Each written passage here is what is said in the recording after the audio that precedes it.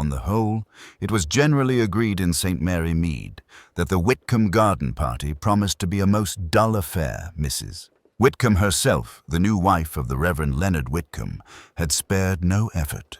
There were cucumber sandwiches with their crusts cut off in a way that spoke of town-bred precision, seed cake baked from a recipe she had found, inaccurately as it turned out, in an old copy of Home Chat, and a large glass bowl of rather watery lemonade, which trembled delicately every time the vicar's wife brushed past in her anxiety to see that everyone was suitably refreshed. "It's all very nice," said Mrs. Zesses, Bantry, in a tone that carried to at least 3 neighboring chairs, "but one does miss a little character, don't you think? It's all so frightfully hygienic nowadays." Miss Marple, in a shady hat that had seen better summers, sat slightly apart beneath an overgrown laburnum, her knitting needles clicking gently. She seemed, to the casual observer, to be wholly absorbed in the heel of a very plain grey sock. But her blue eyes, mild and watery, moved now and then with bird-like quickness over the gathered company. She noticed, for instance, that Mrs. Price Ridley had already had 3 cups of lemonade and was eyeing a 4th with an air of moral struggle. She observed that young Lily Pratt, the Whitcombs' new maid-of-all-work, slipped away toward the side gate with a furtive backward glance, and that Colonel Melchett, head of the county police, shifted his weight from foot to foot in the intolerable knowledge that he would shortly be required to compliment the vicar's wife on the choir's performance. The choir, for their part, were gathered on the small wooden dais under the lime tree, fidgeting with hymn books and murmuring. The center of their arrangements, and indeed of much village speculation these past weeks, was Mrs. Whitcomb's cherished possession, a great heavy family Bible, black leather-bound and brass-clasped, newly arrived from some London antiquarian shop. "It dates from 1723, Mrs. Whitcomb had told anyone who would listen. With the Whitcomb family record inscribed in the front, it is, Leonard says, a link with the past. The Bible was to be used, very theatrically, in the little ceremony that was to crown the afternoon. A special reading of selected verses for the guidance of the flock, as the vicar had put it in his slightly abstracted way. Afterward, there would be a blessing of the garden. Mrs. Whitcomb had practiced the arrangement many times, placing the Bible on a small carved stand near the front gate, where everyone leaving must file past it, suitably impressed. "It'll blow up for sure," muttered old Mr. Weaver, the sexton, as a faint breeze stirred the pages. He had no patience with Bibles out of doors. At 4:30 precisely, the vicar, thin and scholarly, mounted the dais. There was a polite clearing of throats, a shuffling of chairs. Miss Hartnell loudly extinguished some private conversation, and Mrs. Whitcomb, with an air of suppressed triumph, placed the great Bible upon its stand and opened it reverently. She gave a little gasp. It was such a small sound that few noticed it. Miss Marple, from beneath the laburnum, did. So did Colonel Melchett, who was looking at his watch, but Mrs. Whitcomb recovered herself almost at once, though her face had gone a shade paler. "Leonard, dear," she said in a strained undertone, I think there has been some mistake. The passage—" The vicar frowned mildly, bent over the open pages, and straightened with a puzzled, then troubled expression. "That is very peculiar," he murmured. "Very peculiar indeed." For where the reading was to have begun, at the start of the 27th chapter of Proverbs, there was a jagged, raw edge. A whole page, both sides, had been neatly, quite unmistakably torn out. There was a small, uneasy rustle among those nearest, as word, as it invariably does in villages, moved faster than any official announcement. "A sacrilege," whispered Mrs. Price Ridley, with a sort of shocked relish. "In the vicarage garden, of all places." Miss Marple's needles paused for the briefest instant. Her eyes went from the mutilated Bible to the side path where Lily Pratt had slipped away not 10 minutes before. Later, when people looked back, they would say that this was where it began. The curious business of the missing page from the Bible and all that came after. But for the moment it was, in the general mind, Merely another small, unpleasant occurrence, something to be talked about over supper. No one yet connected it with the far more serious thing that was even now, quite unobtrusively, taking place by the ornamental pond at the very bottom of the Whitcombes' garden, where a man lay very still indeed among the yellow flags, his face hidden and the left sleeve of his coat soaked darkly with blood. For a heartbeat, no one moved. The vicarage garden seemed to hold its breath, frozen in tableau.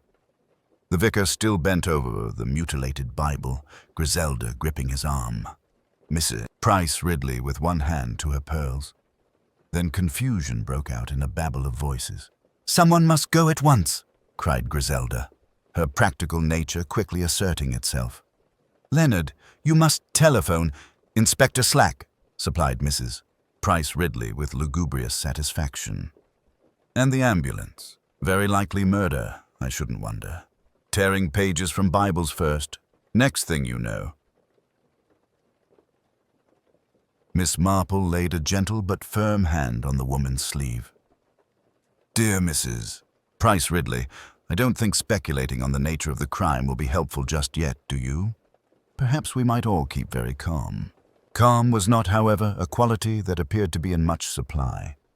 Several of the younger ladies looked on the verge of hysteria. The elderly verger, Mr. Hughes, was muttering darkly about judgment and the end of days. Only the vicar seemed curiously detached, staring fixedly at the yawning gap in the Bible where the page should have been. "It was there this morning," he murmured.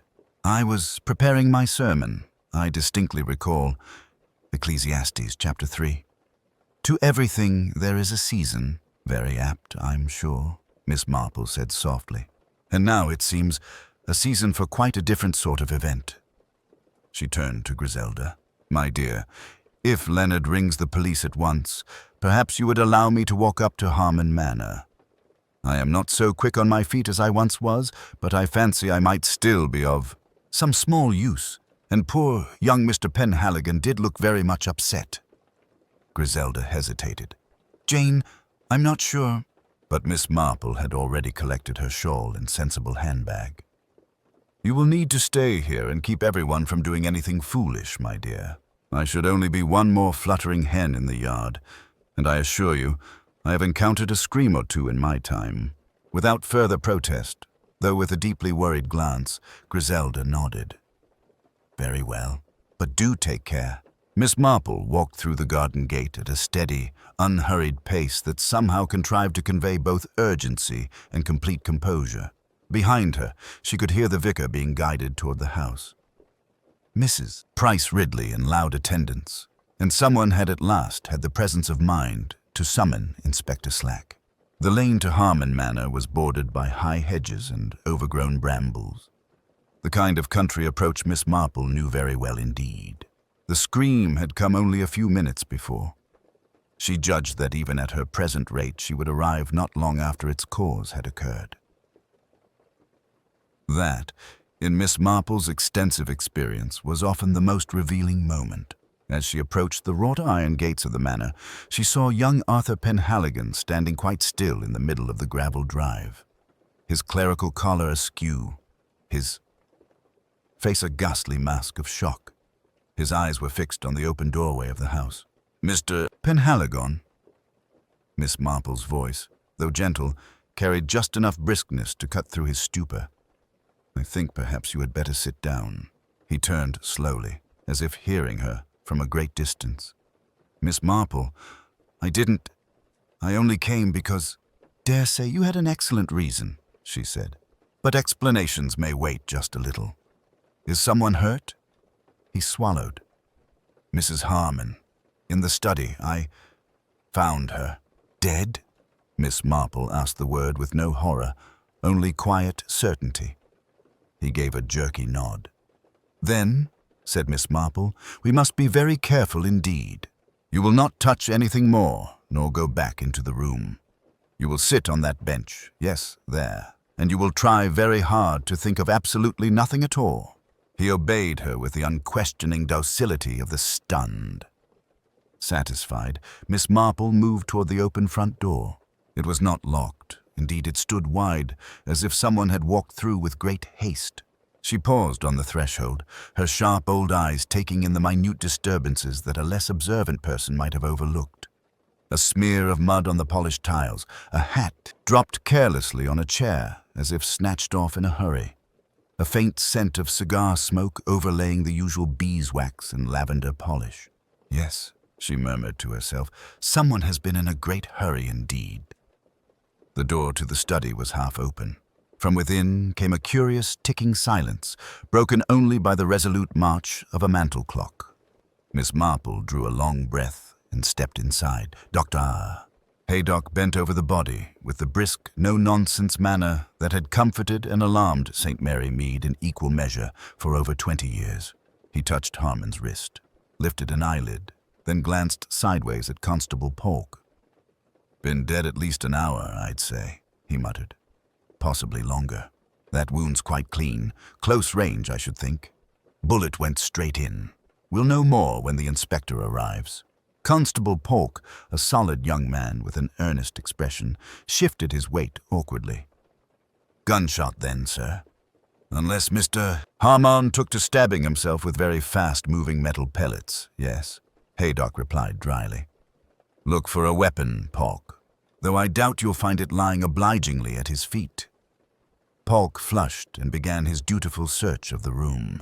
Miss Marple, watching through the open French doors from the terrace, saw his baffled expression as he checked the fireplace, the bookcase, the floor beneath the heavy desk.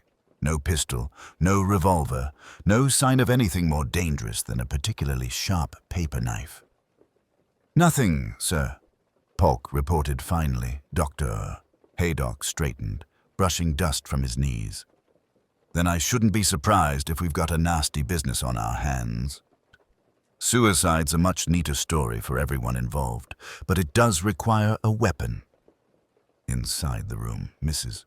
Harmon had taken a seat in the leather wing chair by the far wall, her posture perfectly upright, her hands folded precisely in her lap. The only sign of strain was a faint tick at the corner of her mouth. "You said he'd been under strain, Mrs. Harmon," Haydock said gently. "Was there anything in particular troubling him?" She hesitated, then shook her head. "Finances, perhaps. Investments that did not perform as expected." Gerald disliked unnecessary conversation about such matters. "But nothing I would have thought serious enough to." Her gaze drifted involuntarily to the spreading stain on the blotter. Miss Marple stepped quietly back into the room.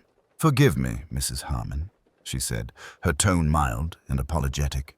"But I happened to hear Mr. Harmon speaking quite heatedly last Tuesday morning as I passed the manor. The library window was open, and he seemed very much vexed with someone about promises not kept and evidence being destroyed. I do hope I am not misremembering." Haydock gave her a sharp look that held more respect than irritation. Mrs. Harmon's hands tightened together until the knuckles showed white. "My husband did have a temper, Miss Marple," she replied evenly. "It seldom meant anything of consequence." "Most tempers mean a very great deal of consequence," Miss Marple said placidly. "At least, I have always found so in villages." From the doorway came the sound of heavy, assured footsteps. Inspector Slack entered, his square jaw set in what he may have supposed was an expression of professional gravity, but which Miss Marple recognized as a kind of combative satisfaction. A good, solid murder was, after all, far more interesting than pilfered chickens. "Well, well," he said, surveying the scene. "You do choose your moments, don't you, St. Mary Mead? Dr. Haydock, Constable, Miss Marple." He acknowledged each with a curt nod, then moved to the desk, careful not to touch anything. His gaze fell on the vellum page. "That from your precious Bible, Mr. Clement?" he asked over his shoulder, for the vicar had followed him into the study, looking considerably older than he had an hour earlier. "Yes," Reverend Clement said heavily. "The page from Ecclesiastes, torn out. I cannot imagine who would—" "Someone with a taste for drama, by the look of it," Slack interrupted. "And for writing on holy objects." He frowned at the ink in the margin. Though if they wanted to make a point, they might have picked something less obvious than vanity of vanities. It is often the obvious things that people refuse to see, Miss Marple observed. I remember a case in Little Gidding where a woman hid her letters in the flower bin, believing no one would look in such a plain place. They did, naturally, because it was the first place one ought to consider. Slack's mouth twitched, but he did not rise to the bait. At the moment, Miss Marple, what I'm considering is this. We have a dead man, shot, no weapon, and a page ripped from a Bible conveniently displayed on his desk. That suggests to me somebody wanted us to notice it, which begs the question, why? His eyes moved to Arthur Penhaligon, who had been hovering miserably near the door, as though hoping the floor might swallow him. You were the first here, I understand, Mr. Penhaligon, Slack said briskly. Best begin with you, then. And do, if you please, leave nothing out, however small. Miss Marple settled herself quietly on a straight-backed chair in the corner, her needles still and forgotten in her lap. Her pale eyes were attentive, not to the words that would be spoken next, but to the faces that would accompany them. It was always the reactions, she knew, that told the real story. By the time the body had been removed and Harmon Manor sealed under Constable Palk's stolid supervision, the September light had faded into a melancholy dusk. The villagers, denied further excitement, trickled back towards St. Mary Mead in small clusters, their subdued voices weaving a tapestry of conjecture that grew more elaborate with every retelling.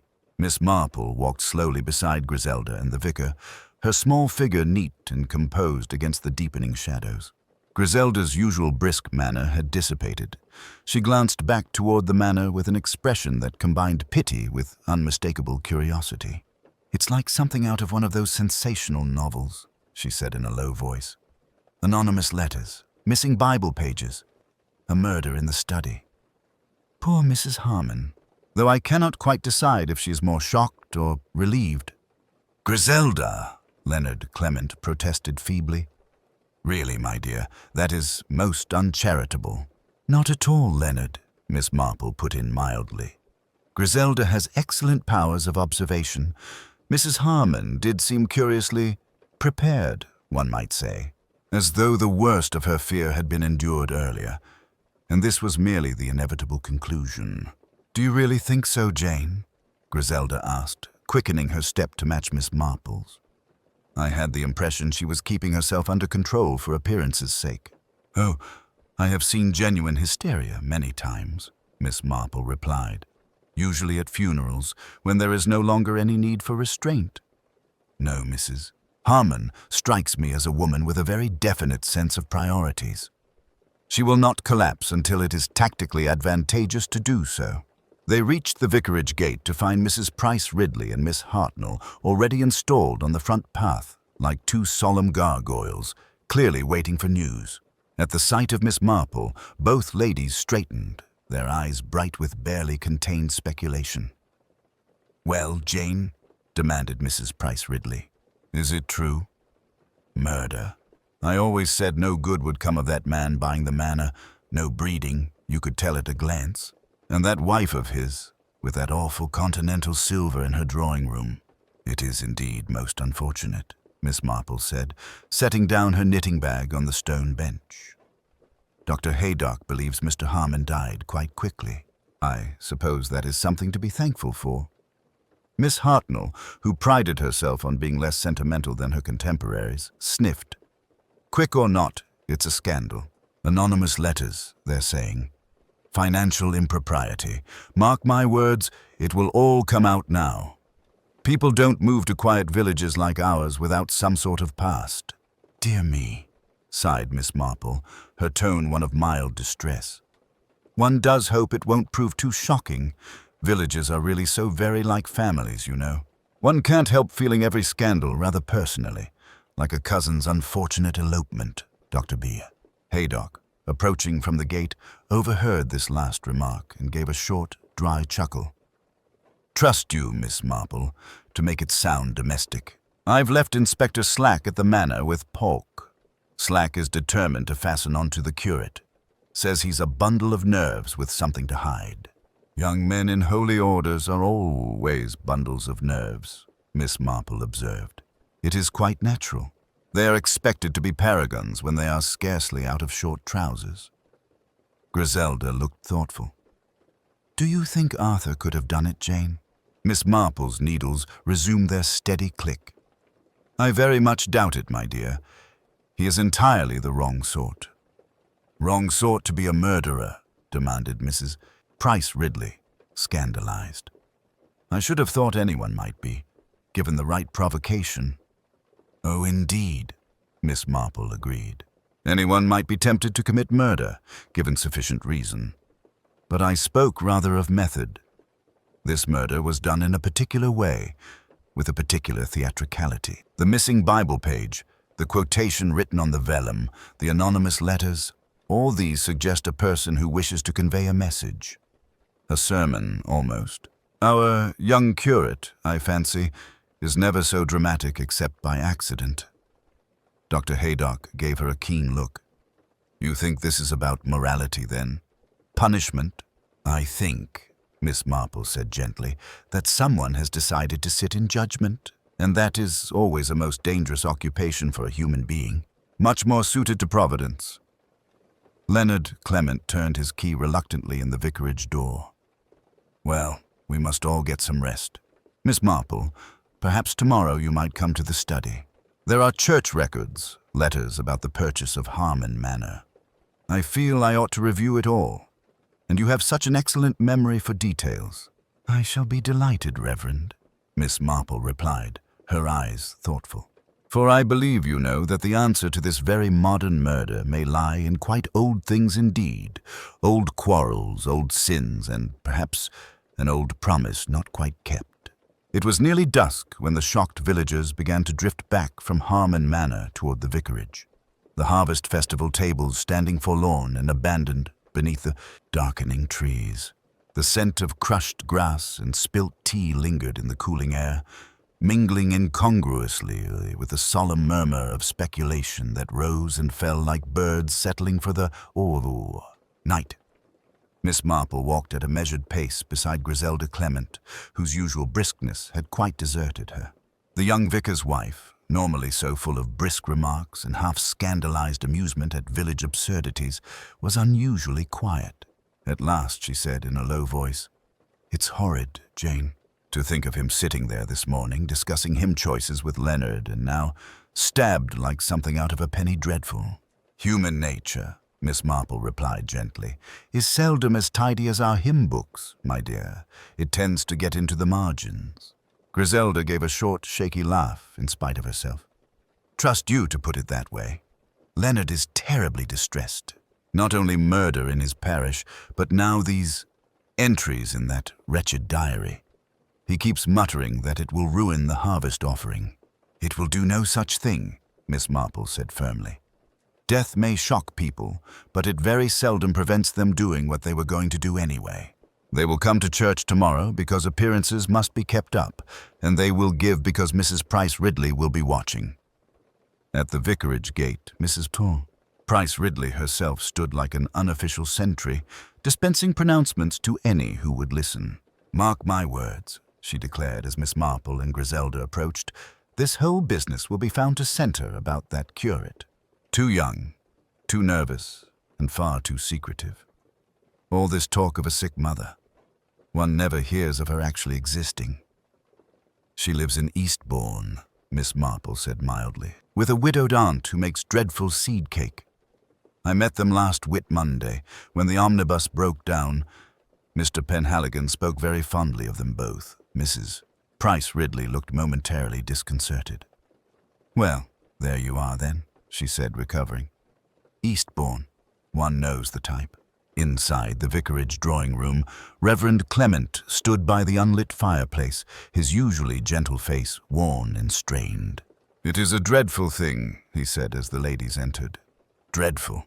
Murder in our midst, and financial irregularities linked to my own household." His eyes moved apologetically to his wife. "I told Inspector Slack the truth," Griselda said, her chin lifting a little. "There was a shortfall. Mr. Harmon covered it. Nobody was hurt, and the roof was repaired. It looks very incriminating in a little black book, but it wasn't wicked, Leonard. just foolish. Foolishness can be very dangerous, Miss Marple observed thoughtfully, taking a seat by the window, because one does not consider where it might lead. Sin, you know, is often only foolishness with consequences. Leonard sank into an armchair, his hands steepled. Do you really think, Miss Marple, that one of our own parishioners could have killed the man? I always thought such things belonged to, well, other places. The newspapers, London. See. My dear Leonard, Miss Marple said gently, I have noticed that the passions which lead to murder, greed, fear, jealousy, wounded pride, are quite evenly distributed between Mayfair and St. Mary Mead. Only in villages they are more carefully concealed beneath good manners and church attendance. There was a discreet knock at the door, and Arthur Penhaligon entered, looking more wretched than ever. His usually neat hair stood up in damp clumps, and his eyes had the startled look of a cornered animal. Reverend Clement, Miss Marple, Mrs. Clement, I hope I am not intruding. Inspector Slack has allowed me to go, for the moment at least. He says I am not to leave the village. Come and sit down, Arthur, Griselda said kindly. You look as though you might fall over at any moment. He sank onto the edge of a chair. I never imagined, he burst out, that my foolish rushing off like that would make me look so guilty. I only wanted to prevent a scandal over the Bible. Now they think He broke off, swallowing. Appearances are seldom kind, Miss Marple observed, but they are very informative. Tell me, Mr. Penhaligon, when you left the vicarage, did you go straight to Harmon Manor? Yes, of course. He hesitated, then flushed. Well, almost directly. I cut across the lower meadow and came up by the side gate. It was quicker. Did you see anyone? She asked gently. Anyone coming from the house or standing by the study window, perhaps? He frowned, thinking. There was someone by the shrubbery, I think. I saw movement at least. But I was in such a state I didn't really look. Dark clothing could have been a gardener. How very unfortunate, Miss Marple murmured. Her eyes had taken on that particular brightness Griselda had learned to recognize. People so seldom look closely at the most important moments. Outside, the last of the daylight faded, and the village of St. Mary Mead seemed to draw in upon itself like a living thing, bracing for the long night that follows a day of murder. Within that gathering darkness, secrets that had long lain quietly buried began, in Miss Marple's experienced estimation, to stir uneasily toward the light. It was nearly 6 o'clock by the time Miss Marple found herself once more in the comfortable familiarity of the vicarage drawing-room. The harvest festival tables still stood half-arranged in the garden beyond the French doors, abandoned as incongruously as a stage set after the actors have fled. Indoors, the atmosphere had shifted from cheerful industry to tense, simmering speculation. Griselda Clement, pale but determined, had insisted on making tea for everyone. She moved about the room with uncharacteristic quietness, her usual light irony subdued. The tray she set down on the low table rattled faintly, betraying the strain she strove to conceal. "Milk, Miss Marple? You always take milk," she said, a little too briskly. "Just so, my dear." "Thank you," Miss Marple replied, accepting her cup. She noted the slight tremor in Griselda's hand, and the way the younger woman avoided her husband's eyes. Mrs. Price Ridley, of course, had stationed herself in the best armchair, bulky form planted firmly as though she represented the moral judgment of St. Mary Mead in person. Beside her perched Miss Hartnell, stiff with indignation and vicarious outrage. Arthur Penhaligon sat on the edge of a chair near the fire, his fingers twisted tightly together, while Reverend Clement paced the hearth-rug in distracted circles. "It was inevitable, you know," Mrs. Price Ridley announced, stirring her tea with unnecessary vigor. "These newcomers, with their mysterious pasts and modern ideas, one never quite knows where one is with them." "My dear Mrs. Price Ridley," the vicar protested faintly. Mr. Harmon was a generous supporter of the church, whatever difficulties he may have had in London. "Difficulties," she sniffed. "That is a very mild word for what I have heard described as fraud. Shares, indeed. And now we discover that half the village is in his debt. One cannot help wondering whether he used these loans to exert influence. Blackmail is not too strong a word, in my opinion. Miss Marple's pale blue eyes rested thoughtfully on the curate. Arthur's face, already pale, flushed at the word.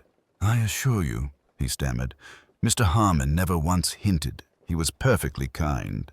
"People who are perfectly kind," Miss Marple observed mildly, "are sometimes very much resented, especially when their kindness puts others in their debt. Human nature is very peculiar that way. I remember a case in Little Primpton where a lady who had lent money most generously to all was universally detested by them. It ended quite badly." "Exactly," Mrs. Price Ridley said with satisfaction. "And now we have murder in St. Mary Mead." "Inspector Slack certainly seems to think it straightforward," remarked Griselda, sinking into a chair at last. "He as good as said Arthur must be the culprit." Arthur started so violently that his tea slopped onto the saucer. "But I didn't. Mrs. Clement, you must know I didn't." "Of course we know that," Griselda said quickly. "Don't be absurd." Miss Marple watched the young man closely. His panic, she decided, was genuine. It had the raw, uncalculated quality of true terror, not the rehearsed anxiety of a guilty conscience, but terror of what precisely remained to be seen. "Slack always likes someone tidy to fasten on early," Reverend Clement said wearily. "It makes him feel efficient. Still, the evidence does look awkward. Your loan, Arthur. Your presence. Your running away from the garden." "I told him about the person in the shrubbery," Arthur burst out. "Why doesn't he think of them? Why must it be me because I was foolish enough to panic?" "Because, my dear boy," Miss Marple replied gently, "most people find their attention caught by the person who runs, not the person who stands still. It is rather like a flock of hens. If one starts fluttering, all the pecking is directed at her." Miss Hartnell, who had been unusually silent, suddenly spoke. "If you ask me, the person we should be looking at is Mrs. Harmon." Griselda started. "My dear Miss Hartnell." "Well, really," Miss Hartnell persisted obstinately. "A husband with a dubious past, anonymous letters, large sums of money, and she inherits everything, I dare say. And she was not at the garden party until quite late. She arrived after the Bible was opened. I remember distinctly because her hat caught in the rose arch." Miss Marple's fingers tightened ever so slightly on her teacup. That was, she thought, an extremely interesting observation, both for what it said and for what it did not. "Timing is very important in these matters," she said softly. "Who was where, and when, and how they can prove it. People rarely lie well about time. They forget that clocks and other people exist." Outside, the early autumn dusk was gathering, softening the outlines of the half-arranged tables in the garden. Inside, the talk flowed on, each remark adding another thread to the intricate web of suspicion, resentment, and fear that was slowly revealing the true pattern beneath the tranquil surface of St. Mary Mead. Miss Marple listened, her apparently vague expressions belying the sharpness with which she weighed each word in silence.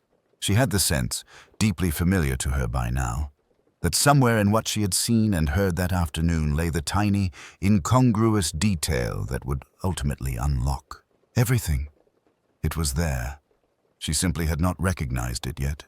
The silence in the drawing room was finally broken by the sound of the vicar's clock chiming 6. Its measured strokes somehow emphasizing the unnaturalness of the day's events. Outside, the last remnants of the harvest festival could be heard being dismantled. Distant clatter of trestle tables, the subdued murmur of villagers exchanging theories which, Miss Marple knew from long experience, would grow wilder with every retelling. Inspector Slack reappeared in the doorway, his ruddy face set in lines of determination. He had left them half an hour earlier to telephone county headquarters from the vicarage study and confer with his superiors. Now he seemed charged with renewed energy, like a man who had received the endorsement he sought. "I'll need formal statements from each of you," he announced briskly. "Particularly you, Mrs. Price Ridley, and you, Mr. Penhaligon." There appears to have been more traffic to Harmon Manor this afternoon than the High Street on Market Day, Mrs. Price Ridley bristled. Really, Inspector, I must protest. You may protest in your statement, madam, Slack cut in. For now, I am establishing who had opportunity. Motive we've got more than enough of, thanks to that helpful little diary. Miss Marple's needles clicked softly. It is curious, is it not, she observed mildly, that Mr. Harmon, who was apparently fearful and expecting trouble, should have remained in his study with the French windows unlatched. A cautious man, securing himself against threats, would surely have locked both door and window. Unless, of course, he was expecting a particular visitor and wished to provide them quiet access. Slack frowned, not quite able to dismiss the point. If he did let his killer in that way, it merely narrows the field to those he'd trust. And if you ask me, that makes our young curate a very likely candidate. Arthur's head jerked up. He didn't trust me, he burst out, the words escaping before he could stop them. He pitied me. There's a difference. Arthur, murmured Reverend Clement reproachfully, but there was worry in his eyes. Miss Marple tilted her head, regarding the curate with gentle interest. Pity can breed resentment in certain characters, she said. Though I confess, Mr. Penhaligon does not strike me as one of those. He wears his humiliation like a hair shirt, not like a weapon. Slack gave a short, impatient laugh. With respect, Miss Marple, I prefer evidence to character sketches, and the evidence is beginning to point in a particular direction. At that moment, Clara the maid spoke again, her voice hesitant. There's something else, sir, about the Bible. All eyes turned to her. She flushed under the attention but continued bravely. Yesterday morning I was dusting in the study when I heard Mr. Harmon talking with someone. They had the vicarage Bible on the desk. I know because I saw the gold clasps when I brought in the tea. The other person, well, I didn't see their face, but I saw their hands. They were wearing dark gloves, very fine ones. And they were pointing to a passage and saying something about judgment and time running out. Whose voice was it? Slack demanded. Clara bit her lip. Soft-like, but proper. Like they'd been to good schools. Not villagey at all, sir. Miss Marple's eyes brightened almost imperceptibly. How very suggestive. An educated voice, fine gloves, expensive stationery for the threatening letters, knowledge of London scandals, a habit of quoting scripture and Ecclesiastes in particular. It does create a certain impression, does it not? Slack's gaze swung toward Mrs. Harmon. Your husband had many London acquaintances, madam. Any of them likely to have followed him down here? She met his stare evenly. If they had, Inspector, I imagine I should have noticed a stranger in a village as small as St. Mary Mead. People talk when someone new appears. They talk incessantly. That they do, Miss Marple agreed softly. Yet one sometimes finds that the most dangerous strangers are those who are not strictly strangers at all, merely people we have never really taken the trouble to look at closely. Reverend Clement, who had been growing increasingly uneasy, cleared his throat. Inspector, this atmosphere of suspicion is most distressing. Might I suggest that everyone return home for the evening? You will, of course, know where to find us for any further questions. Slack hesitated, then nodded. No one is to leave the village. I'll be back in the morning, and Mrs. Harmon? Until we've completed our inquiries, I must ask that you remain at the manor and not disturb anything in your husband's study. When they had dispersed and the vicarage drawing-room fell quiet again, Miss Marple rose, slipping her knitting into her bag. If you don't mind, Leonard, she said gently, I think I shall walk home the long way, past Harmon Manor. It is always helpful, in my experience, to look at a house as others might see it, from the outside in. And as she stepped into the cool evening air, she could not help but feel that someone, somewhere in the village, was already calculating their next move. Lamplight softened the sharp edges of the vicarage drawing-room, casting the assembled faces into pools of gold and shadow. The effect, Miss Marple reflected, was not unlike a stage set after the curtain had fallen on the first act, each player temporarily at rest, yet still very much part of the Ongoing drama. Inspector Slack began taking individual statements in the study across the hall, calling people in one by one with the solemnity of a dentist summoning patients. Mrs. Price Ridley went first, sweeping past with an air of injured dignity. Clara followed, nervous fingers twisting her handkerchief. Then Arthur Penhaligon, who moved like a man on his way to the scaffold. Miss Marple remained in the drawing room with Dr. Haydock and the Clements. Mrs. Harmon, after giving her own account, had been escorted home by a kindly neighbor. The vicar, visibly shaken, stood near the unlit fireplace, his long fingers interlaced as though in silent prayer. "I cannot reconcile it," he said quietly, almost to himself. "Murder, cold-blooded murder, right in the heart of our village. One knows, in theory, that evil exists, of course, but to see it intrude so brutally into one's own parish." "Evil is rarely theoretical, Leonard," Dr. Haydock remarked, settling more heavily into his chair. "It tends to be painfully practical. Money, jealousy, resentment, those are solid, everyday things. Murder is only their most extreme expression." Miss Marple's knitting needles clicked softly. "One mustn't forget pride," she added gently. "In my experience, pride and the desire to appear righteous can be every bit as deadly as greed." Griselda, who had been unusually quiet, looked up sharply. "Do you think this is about appearing righteous, Miss Marple? Those Bible quotations, the page from Ecclesiastes, it's almost theatrical, the way they've been used." "Exactly so, my dear," Miss Marple said, her pale blue eyes brightening. "There is something distinctly self-conscious about it all. Anonymous letters quoting scripture, a page from the Bible torn out and displayed beside the body, dramatic references to vanity and judgment. It suggests not only someone familiar with religious language, but someone who believes themselves, in some fashion, to be its instrument." Dr. Haydock snorted. "Religious mania, you mean?" "Oh, not necessarily mania," Miss Marple replied mildly. "But I have observed in village life that those most eager to correct the sins of others often do so with remarkable blindness to their own. It can be a very convenient arrangement psychologically." At that moment, Arthur Penhaligon re-entered the room, his face even paler than before. "Inspector Slack says I'm not to leave the village," he said in a strained voice. "He was particularly interested in my loan from Mr. Harmon, and in the fact that my sermon last Sunday quoted from Ecclesiastes." Griselda winced. "Oh, Arthur." Miss Marple's needles paused. "Indeed, I recall your sermon quite distinctly, Mr. Penhaligon. You spoke of 'unto everything there is a season,' did you not?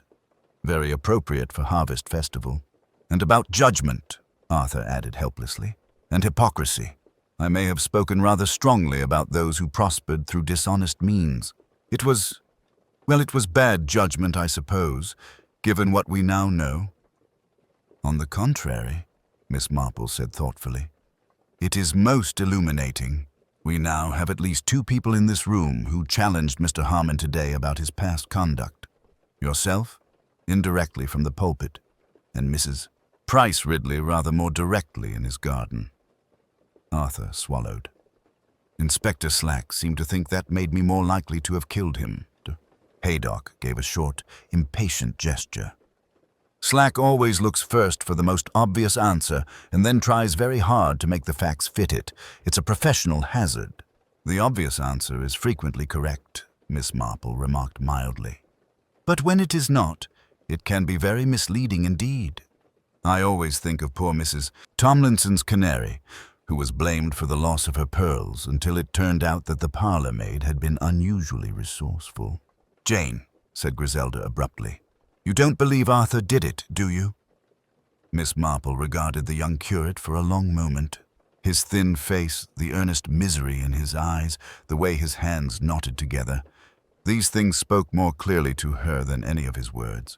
"I believe," she said gently, "that Mr. Penhaligon is entirely unsuited to stabbing anyone in the back. He is the sort of young man who would insist on looking a person in the eye, while delivering any kind of moral blow. And this murder, well, It has a curiously impersonal quality, for all its dramatic trappings. Before anyone could respond, there was a sharp rap at the door. Constable Polk entered, cap in hand, looking even more solemn than usual. "Begging your pardon, Reverend Fee," he said, "but Inspector Slack asked me to inform you all that we've just discovered something further at Harmon Manor. The master's letter opener. One of those long, sharp brass ones. It's missing from his desk, and there were traces of what looks like dried blood on the edge of the blotter." Miss Marple's expression did not change, but internally she adjusted several pieces of the puzzle. A letter opener missing, blood where the body had been moved, and a murder carefully staged around written words and sacred text. Whoever had killed Gerald Harmon, she thought, had chosen both weapon and symbolism with the utmost care. The pattern was becoming clearer. But who, in Quiet Saint? Mary Mead possessed the particular blend of education, whole fervor, and cold calculation required to transform a simple brass letter opener and a single Bible page into instruments of judgment and death. The Church of Saint Mary Mead lay in a quiet hollow at the end of the lane, its stone walls silvered by moonlight and softened by centuries of weather. Miss Marple walked slowly up the path between the yews, her footsteps almost soundless on the worn flagstones. The key the vicar had pressed into her hand turned easily in the ancient lock. The heavy door swung inward with a faint groan. Inside, the air was cool and faintly scented with beeswax and old stone. The shadows pooled among the pews, broken only by what light filtered through the high, clear windows. Miss Marple moved unhurriedly toward the chancel, her small electric torch held low so as not to startle any late-working church mouse that might be about its business. The 16th century Bible rested on its carved stand near the altar, the brass clasp still open from that disastrous afternoon. Miss Marple set down her knitting bag and adjusted her spectacles before leaning closer to the venerable volume. The torn edge where the page of Ecclesiastes had been removed was rough and uneven. She ran a gentle fingertip along the damage, noting the direction of the tear. It had been pulled with considerable force, not carefully cut. More importantly, the tear began near the inner margin, close to the binding, something difficult to manage without first loosening the stitching. "Not done in haste," she murmured to herself. "Done by someone with time and privacy, and someone not accustomed to handling old books. A person in a hurry might simply rip from the outer edge." She examined the remaining pages. Several bore faint traces of what looked like pencil marks, quick underlinings that had since been rubbed away, verse after verse from Ecclesiastes. About time, judgment, vanity, and oppression. The work of someone searching not for comfort, but for justification. Miss Marple straightened slowly, her joints protesting slightly. She turned and walked back down the aisle, her gaze moving thoughtfully over the familiar interior. Near the rear of the church, a small door stood slightly ajar, the entrance to the vestry. She pushed it open and found the room dim and still, the faint smell of cold stone and hymn-book leather lingering. Her torch beam came to rest on the tall cupboard where vestments were kept. On impulse, she opened it. Cassocks and surplices hung neatly inside, along with a single black cloak of heavier cloth.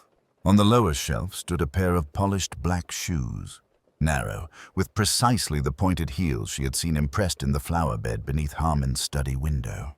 Miss Marple regarded them for several moments, her expression unreadable. Then she closed the cupboard gently and returned to the nave, taking a seat in the front pew. She sat very still for some minutes, the only sound the faint ticking of the small vestry clock. She did not turn when she heard the soft creak of the church door opening, nor when footsteps, hesitant, then resigned, approached up the aisle. Only when the footsteps stopped beside her did she look up. "I thought you might come," she said quietly. "People often do, you know. Churches are very comforting in that way. They make one feel that one's sins might yet be arranged in an orderly fashion." Arthur Penhaligon stood there, his face pale in the dim light, eyes shadowed with exhaustion. He sank onto the pew beside her, as though his legs would no longer support him. "I saw you leave the vicarage," he said dully. Haydock thought I should lie down, but I knew where you were going.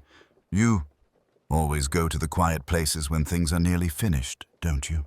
One sees patterns, Miss Marple agreed mildly. Your sermon last Sunday, for instance, a very forceful one about dishonest wealth and divine judgment. Yet you spoke less like a young man full of righteous zeal, and more like someone arguing, to himself, perhaps, that justice would eventually be done.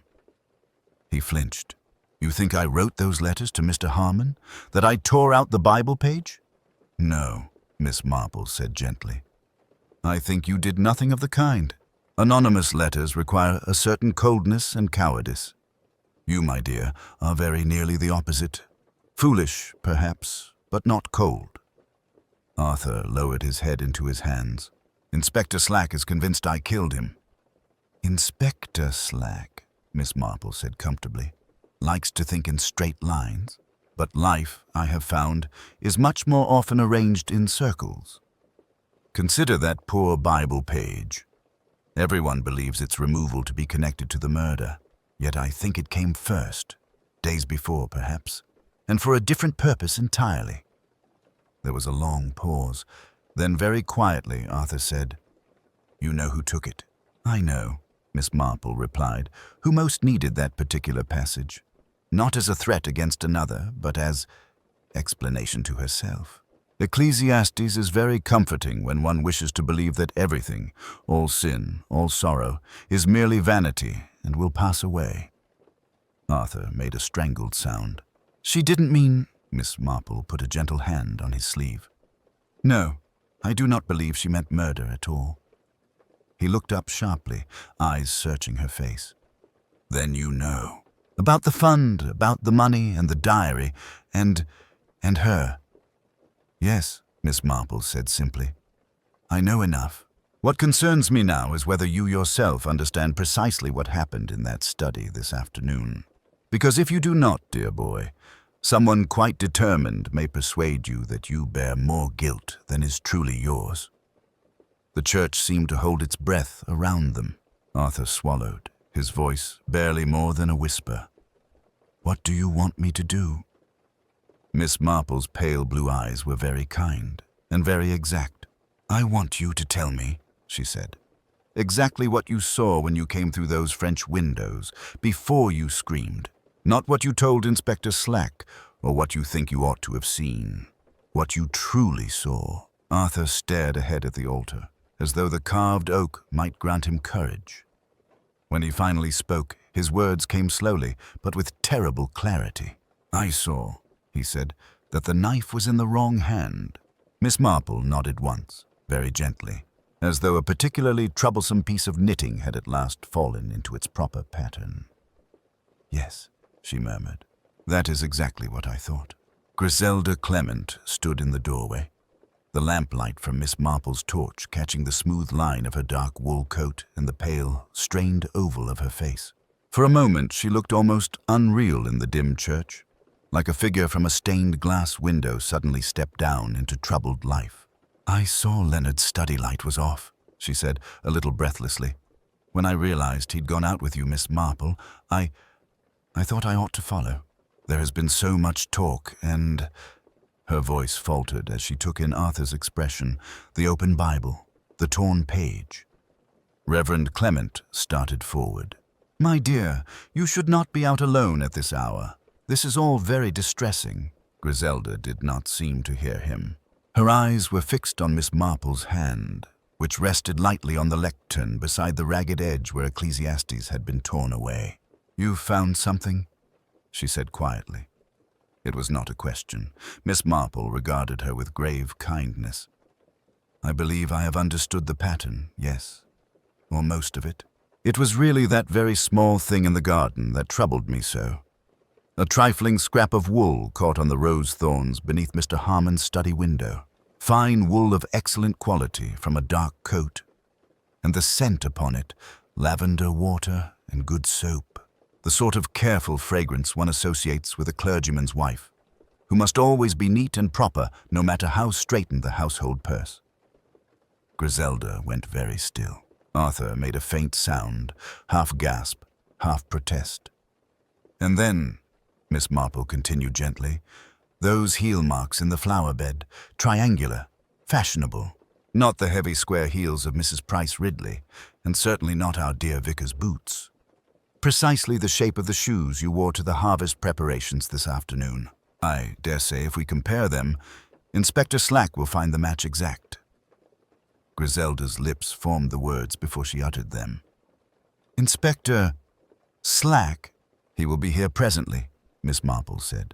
I asked Leonard's verger to fetch him when I left the vicarage. It seemed only fair that he should hear the truth where it belongs, in the house of God, not in that unhappy study. Reverend Clement looked from his wife to Miss Marple, comprehension dawning with terrible reluctance. Griselda, no, she turned to him with sudden, naked anguish.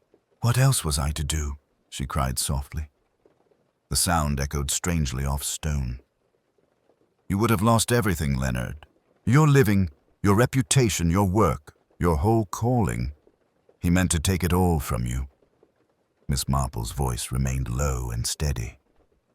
Mr. Harmon had discovered the irregularity in the restoration fund. The £150 you borrowed when the estimates overran, and you were too proud to ask help of your wealthier parishioners. You took it intending to repay, but then there was your aunt's illness, and time slipped away. You were afraid to confess the muddle, afraid of what it would do to the vicar. Griselda's eyes filled with tears. It was foolish. Muddled, yes, but not wicked. When Gerald Harmon offered to make it right, I thought it a godsend. Only then I realized what he wanted in return.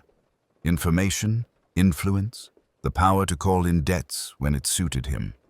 He as good as said he owned half the village. And lately, Miss Marple said, he began to hint what might happen if you did not cooperate. The diaries showed he had written your debt down very neatly. A useful lever, if ever he wished to suggest the vicarage accounts be reconsidered. Griselda nodded miserably. When those dreadful letters from London began, he was already frightened. I tried to persuade him to go to the bishop, to make a clean breast of it all. He laughed at me, said one more scandal on top of another would finish Leonard entirely, and he saw no reason he should suffer to spare a country parson. Arthur whispered, So you killed him for Leonard's sake? She flinched. I told myself it was for justice, that men like him ruined lives and went on comfortably, while good men, men like Leonard, paid and paid. I read Ecclesiastes over and over, looking for something that would say it was not so very wrong, if done in the right spirit. Miss Marple's eyes were very gentle. You were here yesterday, then, as well as Arthur? I came after him, Griselda murmured. I saw him flee the church, clutching that page, his face quite stricken. It gave me an idea. A dreadful idea, but it came all the same. If the worst happened, if I did what I had begun to think of doing, well, there would be someone the inspector would look at first. Someone young and overwrought and already guilty in his own mind. Arthur gave a broken sound. Miss Marple laid a light hand on his arm. You went to Harmon this afternoon by the garden path, she went on quietly. He was expecting trouble. From London, from Mrs. Price Ridley, perhaps from you. He left the French windows unlatched. You wore your dark coat and gloves. There was a quarrel, one last appeal that he would not heed. And on his desk, you saw the Bible page Arthur had dropped in panic when he found the body. Griselda closed her eyes. It was like a sign. Vanity of vanities, saith the preacher. All is vanity. I thought, if God himself could call such a man's works vanity, perhaps what I meant to do was not so far beyond forgiveness. And so, Miss Marple finished softly, you did it, with the letter opener from his desk. You arranged the page beside him, wrote your little message at the bottom, quoting scripture as the letters had done. You thought it would all seem one single campaign. London revenge, religious vengeance, a poor curate's sermon gone to his head. No one would look at the vicar's bright young wife. The scrape of boots on stone announced Inspector Slack's arrival, Constable Polk behind him. They halted as the scene before them resolved, something like disbelief crossing Slack's face. Miss Marple turned to him, her expression weary but composed. Inspector, I believe Mrs. Clement has something to tell you. It would be kinder, perhaps, if she could do so in her own words." Griselda lifted her head. There was a certain awful dignity in her bearing now, as if the struggle were over. "Yes," she said. "I will tell you. Only—" She glanced at her husband, then at Arthur. "Only remember that I did it to protect what was good. I lost sight somewhere that one doesn't protect goodness by committing evil on its behalf." Miss Marple bowed her head slightly, as if in prayer. "That," she said quietly, "is a lesson many people never learn until it is far too late." Later, when formalities had begun and the shadow of scandal lay heavy over the vicarage, Miss Marple walked slowly home through the sleeping village. Curtains were drawn, lamps extinguished, yet she knew that behind many of those windows tongues would wag and judgments be pronounced. She, however, felt only a deep, sorrowful weariness. Human nature, with all its small vanities and desperate justifications, had once again followed a pattern she had seen too often. A little pride, a little fear, a little secrecy, and then, almost before anyone realized, the unthinkable had become, in one mind, inevitable. On her mantel at home lay her knitting, the blue cardigan nearly finished. She picked it up, feeling the soft wool between her fingers, and thought of Leonard Clement facing the morning papers. Of Arthur, wrongly suspected yet not entirely innocent of spiritual arrogance. Of Mrs. Harmon, twice a victim, first of her husband's past, then of his death. "People," Miss Marple murmured to herself, settling into her familiar armchair, "are so very seldom wicked without believing themselves, at least for a moment, to be righteous." Her needles began to click steadily, reclaiming order stitch by stitch from the tangled skein. As outside the first leaves of autumn fell quietly onto the still, watchful streets of St. Mary Mead. For several days after Griselda Clement's confession, St. Mary Mead moved in a hush that was quite unlike its usual bright, inquisitive hum. Conversation at the high street shops dropped when the vicarage was mentioned. Heads bent together over counters. Eyes followed the black car that took Griselda away under police escort. It was not the loud, excited scandal of an outsider's disgrace, but the slow, bruised murmur that follows a wound in one's own flesh. Miss Marple, walking to the grocer's on the following Tuesday, noticed these small changes with her customary quiet attention. Mrs. Hart, usually talkative over the bacon slicer, measured out Miss Marple's quarter-pound with unusual care and no unnecessary comment. At the post office, Mr. Petherick, the solicitor, was uncharacteristically absent. His clerk said something vague about being with the vicar, and outside the church gate, two village women spoke in low tones, glancing toward the vicarage with a mixture of pity and curiosity. It was not curiosity that took Miss Marple to the vicarage that afternoon, though she fully understood that motive. It was, instead, a sense of unfinished business, not with the law, which would run its course, but with human hearts trying to make sense of what had happened. Griselda was, of course, no longer there, but Reverend Clement received her in the drawing-room, which seemed strangely enlarged by his solitary occupation of it. The tea-tray had been laid with its usual care, but only one cup stood ready until Miss Marple sat down opposite him. "They are very kind," the vicar said at last, staring into his untouched tea. "The bishop has written, the archdeacon has telephoned. Everyone is very kind. It is almost unbearable." Miss Marple's pale eyes rested on him with deep compassion. "Kindness can sometimes press more heavily than censure," she said gently. "People do not know what to say, so they say more than they mean, or less." He gave a short, mirthless laugh. "They say I am not to blame, that Griselda's actions were the result of private burdens I could not be expected to understand. They talk of forgiveness and Christian charity." His voice thickened. "But it is not my forgiveness that is lacking, Miss Marple.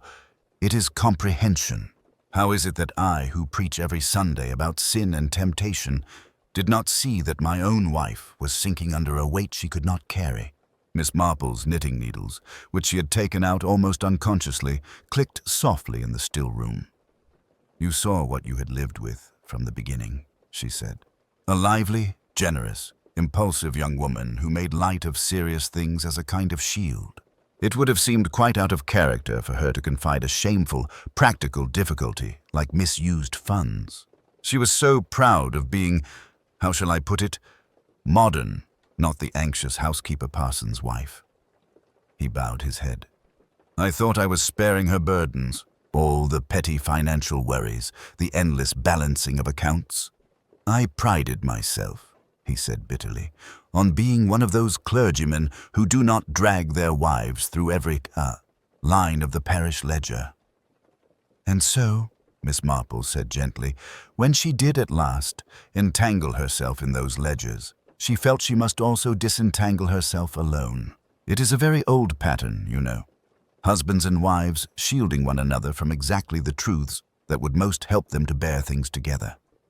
He looked up sharply. You do not excuse her. No, Miss Marple replied, and there was no softness in that single syllable. Murder is never excusable, but it is, sometimes, explicable. There is a difference. Griselda was not a woman driven by greed or spite. She was driven by fear.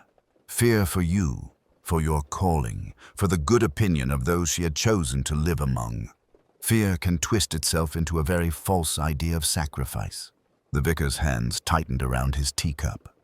She said something like that at the end, that she had done wrong for what she believed were right reasons. He gave a small, broken sigh. There is no comfort in that, Miss Marple, but there is a sort of terrible logic. Miss Marple nodded. Yes, and Gerald Harmon, with his diary of other people's secrets, his taste for power over souls instead of mere money. He was precisely the sort of man to provoke that false logic in someone vulnerable enough. He made a little hell for others out of their own conscience. It is a wicked refinement, that. They sat for a moment in shared silence, each following their own thread of thought. The ticking of the mantel clock seemed unusually loud. And Arthur? The vicar asked at last. Inspector Slack has reluctantly cleared him, but the village does not forget quickly. They will always remember that he was mixed up in it. Mixed up in it, yes, Miss Marple agreed, but not as murderer, only as, how shall we say, unwilling material for another's pattern. It will be hard at first. Yet you know, I think there is hope for him. To have been suspected and then publicly vindicated may cure him of a certain unhealthy humility. He has learned that bearing guilt he has not earned is not a virtue, but merely another kind of vanity. The vicar blinked. Vanity? She smiled faintly. Oh yes. To think oneself uniquely sinful, uniquely doomed, that too is a way of placing oneself at the center of the moral universe. Ecclesiastes speaks of vanity in many forms, not only in riches and power. His gaze shifted to the shelf where the parish copies of Scripture lay. That wretched page, he murmured. It seems a whole lifetime has been bound up in that missing leaf. A page torn in panic by a young man, Miss Marple said softly, used in cold blood by a desperate woman, and first pointed to by a dead man who liked to quote Scripture when it suited his purposes. Yes, there is a kind of completeness in it. When she left the vicarage, the air outside felt fresher, though the village still carried about it a subdued air, as if speaking softly out of respect for some invisible invalid. At the corner, Miss Marple met Mrs. Price Ridley, her chin set at a portentous angle. Well, Miss Marple, the lady declared, we have all been thoroughly shocked, though I cannot quite say surprised. That modern manner, you know. It always did strike me as unsuitable for a vicar's wife. Miss Marple regarded her mildly. It is so easy, is it not, to recognize unsuitability in retrospect? I dare say, had Mr. Harmon lived long enough, we should all have known from the start that he was a bad lot. Mrs. Price Ridley drew herself up. I always said there was something dubious about sudden money from London. Always. Indeed, said Miss Marple politely. One so often has said things after one has heard them. She inclined her head and walked on before Mrs. Price Ridley could assemble a reply. At her own gate, Miss Marple paused a moment, looking over the quiet street. The lamplighter finishing his rounds, the distant sound of a child being called into supper, the faint chime of the church clock through the still air. St. Mary Mead was, outwardly, exactly as it had been a fortnight ago. But inside many small, secret places, hearts and minds, and the dim cupboards of memory, things had shifted. Later, in her comfortable sitting room with its lace curtains and well-polished furniture, Miss Marple took up her knitting once more. The cardigan for her great-nephew was nearly finished. She smoothed the half-completed sleeve thoughtfully. "Vanity of vanities," she murmured, not with bitterness, but with a sort of weary understanding.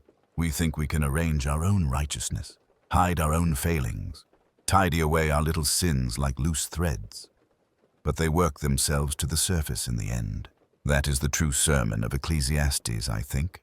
Not that nothing matters, but that those things we try hardest to disguise matter most of all. She bent to her work, the quiet click of her needles blending with the familiar night sounds of the village. Somewhere, a dog barked.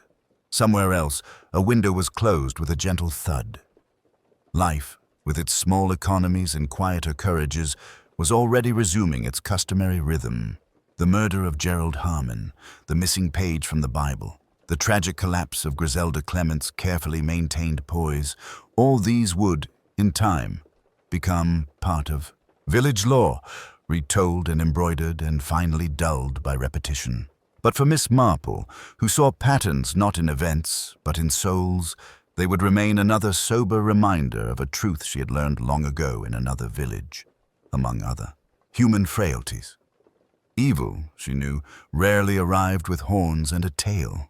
More often it slipped in quietly, wearing the entirely respectable guise of fear for one's loved ones, of anxiety for reputation, of the desire to put things right oneself.